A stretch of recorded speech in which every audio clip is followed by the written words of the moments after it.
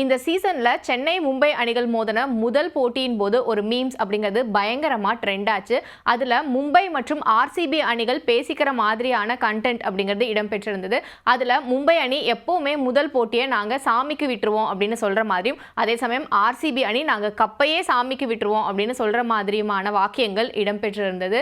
இது அந்த சமயத்துல பரவலாக பகிரப்பட்ட ஒன்னா இருந்தது. ஆனா இது எல்லாத்தையுமே மாத்திர வகையில இப்ப ஆர்சிபியோட பெர்ஃபார்மன்ஸ் அப்படிங்கிறது ஐபிஎல் பயங்கர ஒரு பீக்ல இருக்கு அப்படின்னு தான் சொல்லணும். இப்ப இன்னைக்கு தேதியை பொறுத்த வரைக்கும் பார்த்தோம் அப்படின்னா பாயிண்ட்ஸ் டேபிள்ல அவங்க தான் நம்பர் 1 பொசிஷன்ல இருக்காங்க. அது மட்டும் இல்லாம அந்த அணி எல்லா வகையிலுமே பெஸ்டா தெரியறாங்க இந்த முறை. அதற்கு ஒரு சிறந்த உதாரணத்தை சொல்லணும் அப்படின்னா, அண்மையில சிஎஸ்கே அணியோட பயிற்சியாளர் ஃபிளமிங் பேசும்போது அப்ப சிஎஸ்கேக்கு கண்டினியூஸா 6 போட்டியிலுமே ஜெயிக்கணும் அப்படிங்கிற ஒரு சூழல் இருந்தது. அப்ப அவர் பேசும்போது என்ன சொல்லியிருந்தாருன்னா, எப்படி தொடர்ச்சியா 6 போட்டியிலையும் ஜெயிக்கணும் அப்படிங்கிற ஒரு ப்ளூ பிரிண்ட்டை போன வருஷமே ஆர்சிபி அணி உருவாக்கி கொடுத்துட்டாங்க அப்படின்னு அவங்களுக்கு ஒரு மிகப்பெரிய புகழாரம் சூட்டியிருந்தாங்க. அதே மாதிரி சன்ரைசர்ஸ் ஹைதராபாத் மற்றும் சிஎஸ்கே அணிகள் மோதின போட்டி முடிஞ்சதுக்கு அப்புறமா பேசின எஸ்ஆர்ஹெச் அணியோட வீரரான நிதிஷ்குமார் சொல்லும்போது, ஆர்சிபி பயங்கரமான ஒரு இன்ஸ்பைரிங் டீமா இருந்தாங்க போன வருஷம். ஸோ அவங்கள தான் இன்ஸ்பிரேஷனா எடுத்து நாங்களுமே அடுத்து வரும் போட்டிகள்லையும் விளையாட போறோம் அப்படின்னு சொல்லியிருந்தாங்க. ஒரு காலத்துல கப்பே அடிக்காத டீம் அப்படின்னு பயங்கரமா விமர்சனத்துக்குள்ளாயிட்டு வந்த ஆர்சிபி இன்னைக்கு எல்லாரையுமே இன்ஸ்பயர் பண்ற டீமா மாறி இருக்காங்க.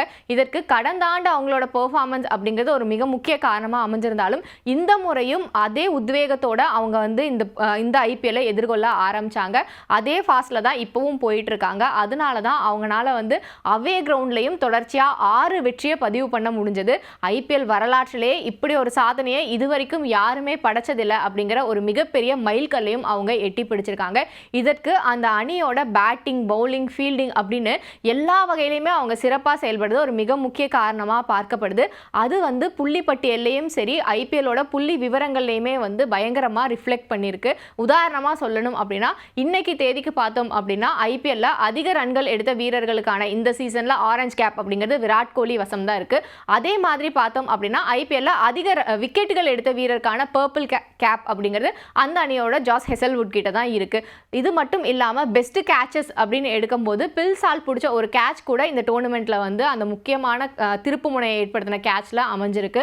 ஸோ அந்த மாதிரி எல்லா வகையிலுமே அந்த அணி சிறப்பாக செயல்படுறாங்க. அதே மாதிரி இன்னும் முக்கியமான ஒரு விஷயம் என்ன அப்படின்னு பார்த்தோம்னா, பொதுவாக ஆர்சிபி அணியை பொறுத்த வரைக்கும் ஒரு குறிப்பிட்ட பிளேயரை மட்டுமே சார்ந்து இருக்கிற மாதிரியான சூழல் அப்படிங்கிறது நிறைய போட்டிகள்ல அவங்களுக்கு இருந்திருக்கு. ஆனால் இந்த முறை பார்த்தோம் அப்படின்னா ஒவ்வொரு போட்டியிலையும் ஒவ்வொருத்தர் அந்த அணிக்கு திருப்பு முனையை ஏற்படுத்தி தரக்கூடியவங்களா இருக்காங்க. உதாரணத்துக்கு சொல்லணும் அப்படின்னா, முதல் போட்டி அவங்க கொல்கத்தா நைட் ரைடர்ஸ்க்கு எதிராக ஜெயிக்கும் போது அந்த போட்டியில் குருணால் பாண்டியா எடுத்த 3 விக்கெட் அவங்களுக்கு ஒரு மிகப்பெரிய திருப்பு முனையாக அமைஞ்சிருந்தது.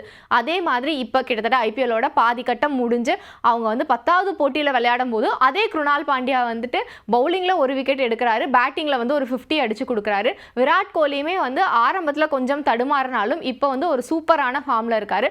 அவர் ஆரம்பத்தில் தடுமாறின சமயத்தில் அந்த அணியோட பில்சால்ட், அதுக்கப்புறம் கேப்டனான ரஜத் படிதார் அவங்களோட ரோலை உணர்ந்து விளையாடி அந்த அணிக்கு வெற்றியை வசப்படுத்தி கொடுத்தாங்க. இப்போதைக்கு இருக்கிற சூழல்ல அவங்க பிளே ஆஃப்க்கு குவாலிஃபை ஆகிறதுக்கான வாய்ப்பு அப்படிங்கிறது கிட்டத்தட்ட 96% இருக்கு. ஏன்னா 10 போட்டிகளில் விளையாடி அவங்க 14 புள்ளிகள் பெற்றிருக்காங்க. அது மட்டும் இல்லாமல் பார்த்தோம் அப்படின்னா இன்னும் அந்த அணிக்கு 4 போட்டிகள் எஞ்சி இருக்கு. இந்த 4 போட்டியில் 3 போட்டிகள் அவங்க பாட்டம் டேபிளில் இருக்கிற அணிகள் கூட தான் விளையாட போறாங்க. அதாவது ஒன்று சிஎஸ்கே, இன்னொரு போட்டி எஸ்ஆர்ஹெச், அதுக்கப்புறமா பார்த்தோம்னா ராஜஸ்தான்.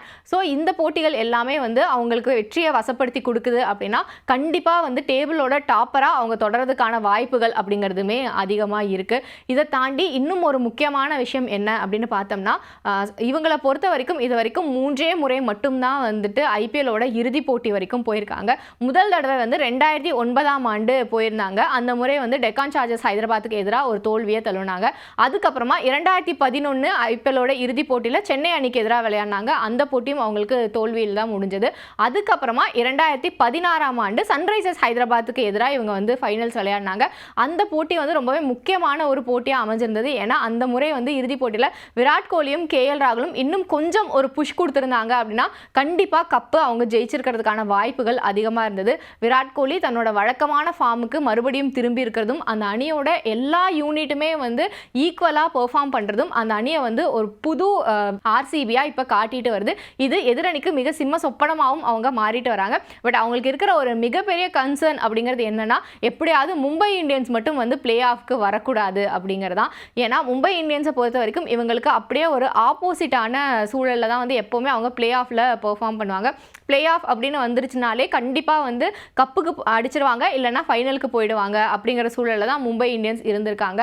ஸோ அந்த வகையில் பார்த்தோம் அப்படின்னா இவங்களோட டஃப் காம்படிட்டராக இந்த முறை வந்து மும்பை இந்தியன்ஸ் இருக்கிறதுக்கான வாய்ப்புகள் அதிகமாக இருக்குது. இந்த 2 அணிகளும் மோதக்கூடிய போட்டி அடுத்த வாரம் நடக்க போகுது. இதற்கு முன்னாடி இந்த சீசனில் இந்த 2 அணிகளும் மோதின போட்டியில் ஆர்சிபி தான் வந்து வெற்றியை பதிவு பண்ணியிருந்தாங்க.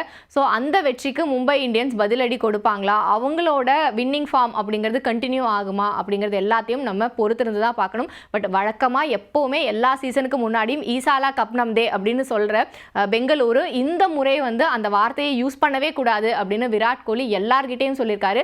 டீமில் இருக்கிற பிளேயர்ஸை தாண்டி முன்னாள் வீரர்கள் கிட்ட கூட நீங்கள் இப்படியெல்லாம் வந்து எங்கேயுமே பேசாதீங்க அப்படின்னு சொல்லியிருந்தாரு. இதை வந்து ஏபிடி வில்லியர்ஸே அண்மையில் ஒரு பேட்டியில் குறிப்பிட்டிருந்தாங்க. ஸோ இந்த முறை எதையும் சொல்லாமல் சைலண்ட்டாக சாதிக்கணும் அப்படிங்கிறது தான் ஆர்சிபியோட மோட்டோவாக இருக்குது. அது நிறைவேறுமா அப்படிங்கிறத பொறுத்திருந்து பார்க்கலாம்.